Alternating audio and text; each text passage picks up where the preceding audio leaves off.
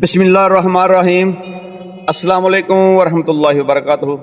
सब तो पहला दरूद आले मुहम्मद सल्लल्लाहु अलैहि वसल्लम। ठीक है जी। हुण आ जाने असीं नुस्खे की तरफ।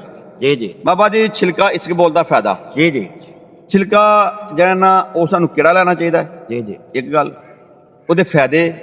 ਠੀਕ ਹੈ ਜੀ। ਉਹਦਾ ਇਸਤੇਮਾਲ ਦਾ ਤਰੀਕਾ, ਇਸਬਗੋਲ ਦਾ छिलका किस टाइम इस्तेमाल करना चाहिए मुकम्मल तौर पर अज 4 मुहर्रम है जी बिल्कुल जी। अपने विवर जी हाँ जी वास्ते खास जानना इन तरतीब नाल दसना है, किसी ਨੂੰ ਕਿਸੇ ਨੂੰ उलझन ना रहे कि छिलका इसके बोल किस तरह का इस्तेमाल किया जाता है। जी अल्लाह पाक रहमत आ फरमाए छिलका इसका बोल। सब तो पहली बात है कि ਇਹਦੇ ਨਾਂ ਤੇ ਅੱਜ ਕੱਲ 2 ਨੰਬਰ ਬੜੀਆਂ ਚੀਜ਼ਾਂ ਮਿਲ ਰਹੀਆਂ, ਇੱਕ ਤੋਈ ਹੁੰਦੀ ਹੈ, ਇੱਕ ਬੂਸੀ ਹੁੰਦੀ ਹੈ। ਹਾਂ ਇਹ ਵੀ ਇਸੇ ਰੇਟ 'ਚ ਮੜ ਦਿੰਦੇ ਨੇ। ਹੁਣ ਮੈਂ ਤੁਹਾਨੂੰ ਦੱਸਣਾ ਹੈ ਕਿ ਇਹਦੀ ਪਹਿਚਾਣ ਕਿਵੇਂ ਕਰਨੀ ਹੈ। ਤੁਹਾਂ ਗਰਮ ਪਾਣੀ ਲੈ ਲੈਣਾ ਤੇ ਇੱਕ ਚੁੰਡੀ ਇੰਨਾ ਕੁ ਪਾਣੀ ਕਿ ਹੱਥ ਬਰਦਾਸ਼ਤ ਕਰੇ, ਚੁੰਡੀ ਦੇ ਅੰਦਰ ਘੁੱਟ ਕੇ ਇੰਜ ਫੜ ਲੈਣਾ ਤੇ ਗਰਮ ਪਾਣੀ ਦੇ ਅੰਦਰ ਡਬੋ ਦੇਣੀ ਹੈ ਚੁੰਡੀ। ਅਗਰ ਤੂੰ ਜਨਮਣ ਤੇ ਲੇਸ ਬਣ ਜਾਏਗੀ ਇਸ ਤਰੀਕੇ ਨਾਲ। ठीक हो गया, ਠੀਕ ਹੈ, ਫੁੱਲ ਜਾਏਗਾ। ठीक हो गया। ਔਰ ਚਮਚ ਦੇ ਨਾਲ ਤੀਲੇ ਦੇ ਨਾਲ ਤੁਸੀਂ ਚੁੱਕੋਗੇ ਤੇ ਗੂੰਦ ਵਾਂਗੂ ਤਾਰ ਬਣ ਜਾਏਗੀ। क्या बात है। ਇਹ ਵੇ ਜਨਮਣ। ਬੂਸੀ ਜਿਹੜੀ ਹੋਏਗੀ ਉਹ ਥੱਲੇ ਡਿੱਗ ਜਾਏਗੀ। ਔਰ ਦੂਸਰੀ ਬਾਤ ਇਹ ਵੇ ਕਿ ਅਗਰ ਇਹਨੂੰ ਮਾੜਾ ਜਿਹਾ ਹਿਲਾਓਗੇ ਤੇ ਬੂਸੀ ਪਾਣੀ ਦਾ ਰੰਗ ਜਿਹੜਾ ਮੈਲਾ ਜਿਹਾ ਹੋ ਜਾਏਗਾ। ਇਹ 2 ਨੰਬਰ ਦੀਆਂ ਪਹਿਚਾਨਾਂ। ਹੁਣ ਬੂਸੀ ਕਾਹਦੀ ਬਣਦੀ ਹੈ, ਵੀਡੀਓ ਲੰਮੀ ਹੋਏਗੀ, ਇਹ ਕਿਤੇ ਬਾਅਦ ਚ ਟਾਪਕ ਅਸੀਂ ਤੁਹਾਨੂੰ ਦੱਸਾਂਗੇ ਤੇ ਫਾਇਦੇ ਸੁਣ ਲਵੋ। ਮਾਲਕ ਰਹਿਮਤ ਆ ਫਰਮਾਏ।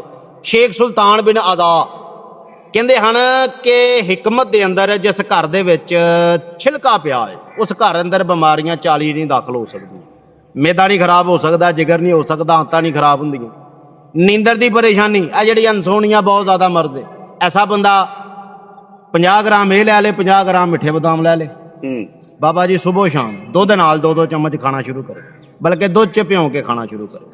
ਇਹਨੂੰ ਖਾਲੀ ਪੇਟ ਖਾਓਗੇ ਤੇ तमाम जिस्म ਦੀ ਖੁਸ਼ਕੀ ਖਤਮ ਕਰਦੀ ਹੈ, ਕਬਜ਼ ਖਤਮ ਕਰਦੀ ਹੈ, ਅਫਾਰਾ ਖਤਮ ਕਰਦਾ ਹੈ, ਤਜ਼ਾਬੀਅਤ ਖਤਮ ਕਰਦਾ ਹੈ, ਮੈਦੇ ਦਾ ਸੋਮਾ ਜਰਾਸੀਮ ਬੈਕਟੀਰੀਆ ਬੈਡ ਜਿਹੜਾ ਖਤਮ ਕਰਦਾ, ਗਟ ਸਿਸਟਮ ਨੂੰ ਤਾਕਤ ਦਿੰਦਾ, ਮਜ਼ਬੂਤ ਬਣਾਉਂਦਾ। ਸਭ ਤੋਂ ਮੇਨ ਬਾਤ ਕਿ ਮੈਦੇ ਨੂੰ ਇੰਨੀ ਕੁ ਤਾਕਤ ਦਿੰਦਾ ਹੈ ਕਿ ਚੀਜ਼ ਨੂੰ ਜ਼ਖੀਰਾ ਕਰਨ ਵਾਸਤੇ ਸਮਝ ਲਓ ਕਿ ਇਹ ਦਾਤਰੀ ਦੇ ਦੰਦੇ ਨਵੇਂ ਹੋ ਗਏ। क्या बात। ਇਹਦਾ ਦੂਸਰਾ ਫਾਇਦਾ ਮੇਨ ਜਿਗਰ ਦੇ ਸੁੱਦੇ ਖੋਲਦਾ ਹੈ, ਸਫਰਾ ਨੂੰ ਬਾਹਰ ਕੱਢਦਾ। ਪਿੱਤੇ ਦੇ ਅੰਦਰ ਪਾਣੀ ਜਦੋਂ ਜੰਮਣਾ ਸ਼ੁਰੂ ਹੁੰਦਾ ਨਾ, ਠੰਡਾ ਹੁੰਦਾ, ਇਹ ਉਹਦੀ ਹਰਾਰਤ ਨੂੰ ਬਰਕਰਾਰ ਰੱਖਣ 'ਚ ਕਾਫੀ ਹੈ। ਇਹਦਾ ਇੱਕ ਹੋਰ ਫਾਇਦਾ ਕਿ ਫਾਲਤੂ ਚਰਬੀ ਜਿਸਮ ਦੀ ਬਾਹਰ ਕੱਢਦਾ। ਬੈਡ ਕੋਲੇਸਟ੍ਰੋਲ ਜਿਹੜਾ ਹੈ ਜੋੜੋ ਕਿ ਕਮਾਲ ਦਾ, ਜੋੜੋ ਕਿਸਮ ਨੂੰ ਤੇ ਧੋ ਕੇ ਰੱਖ ਦਿੰਦਾ। ਲੇਕਿਨ ਖਾਣਾ ਕਿਵੇਂ ਵੇ?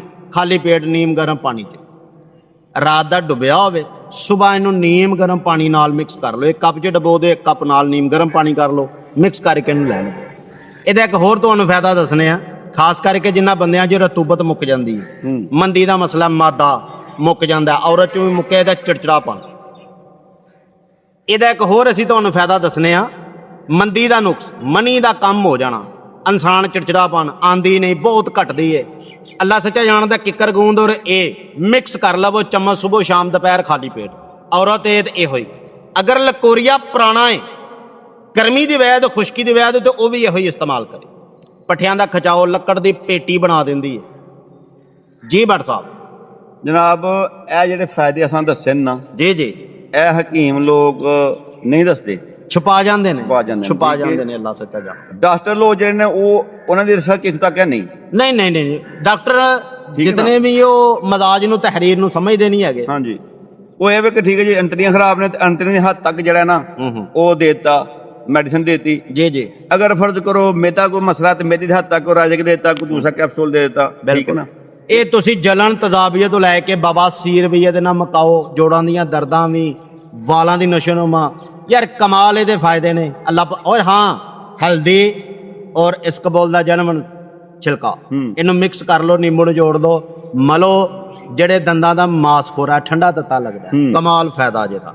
ਅਗਰ ਇਸੇ ਤਰ੍ਹਾਂ ਨਿੰਬੂ ਪਾ ਲਵੋ, ਥੋੜਾ ਜਿਹਾ ਸ਼ੈਂਪੂ ਪਾ ਲਓ, ਇੰਨੀ ਕੁ ਚੀਨੀ, ਇੰਨਾ ਕੁ ਸ਼ੈਂਪੂ, ਚੀਨੀ ਪੀ ਕੇ ਪਾਣੀ, ਇੰਨਾ ਕੁ ਇਨੋ ਪਾ ਲਓ, ਇੰਨਾ ਕੁ ਇਹ ਪਾ ਲਓ ਤੇ ਇੱਕ ਮਾਸਕ ਤਿਆਰ ਹੋ ਜਾਏਗਾ। ਇੰਨੀ ਕੁ ਕੋਲਗੇਟ ਪਾ ਲਓ, ਆਪਣੇ ਚਿਹਰੇ ਨੂੰ ਸਕਰਬ ਕਰਕੇ ਉੱਤੇ ਲਾ ਦੇਵੋ।